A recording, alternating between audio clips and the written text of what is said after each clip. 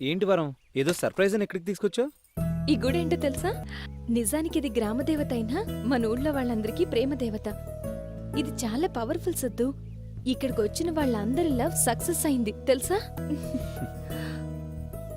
నీ ఆలోచన చాలా బాగుంది వరం, కానీ అది నిజమైతే ఎంతో బాగుంటుంది. ఏంటి సిద్ధు నువ్వు మాట్లాడేది? ఏమవుతుంది? నేను నిన్ను ప్రేమిస్తున్నానని ధైర్యంగా చెప్తాను. వినకపోతే ఎదురిస్తాను. ఏదేమైనా నిన్నే పెళ్లి చేసుకుంటాను. అది కూడా జరగకపోతే?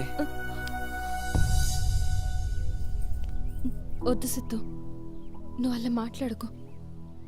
నీకు నాకు మధ్య దూరం నేను భరించలేను, సరేనా?